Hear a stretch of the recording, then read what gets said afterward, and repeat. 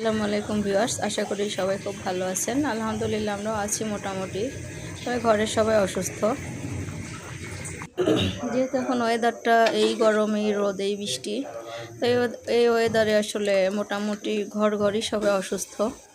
আর ঘরে যদি একজন কেউ অসুস্থ হয় তাহলে পুরো বাসার সবাই এটা শিকার হচ্ছে আর কি, এই ভাইরাসের অ্যাটাকে।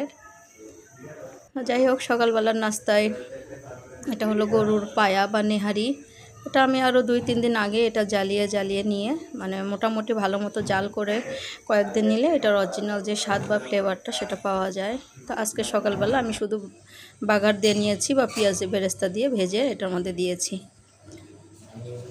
আর রুটিও আমি বানাইতে পারিনি, রুটিটাও কেনা ছিল। শরীরের অবস্থা এত খারাপ যে রুটি বানানোর মতো পরিস্থিতিতেও আমি নেই।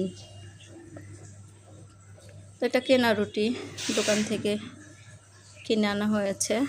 আর কোনো রকম আমি গরুর পায়াটা উঠে বাগার দিয়েছি, দাঁড়াতেও পাচ্ছি না ব্যথায়, এতটাই শরীরটা খারাপ লাগছে। তো তারপরেও ভিডিও যেহেতু ছাড়তে হবে, তাই হাতের কাছে যা পেলাম তাই মোটামুটি একটু ভিডিও করে নিলাম।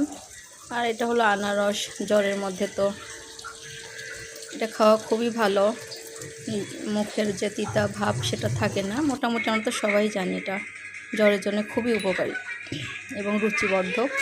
এটা হলো মুগের ডাল আর শসা এনেছি, যে দেখি যদি শরীর ভালো লাগে হয়তো একটু ভুনা খিচুড়ি করব, জানি না কতটুকু করতে পারবো। আর এই যে এটা হলো টক। তো যাই হোক, আশা করি আপনাদের ভালো লাগবে, কেউ কিছু মনে করবেন না। বিদায় নিচ্ছে, আপনাদের সুস্থতা কামনা করে। সবাই সাবধানে থাকবেন এই সময়, বিশেষ করে বাচ্চাদের সাবধানে রাখবেন। আল্লাহ হাফেজ।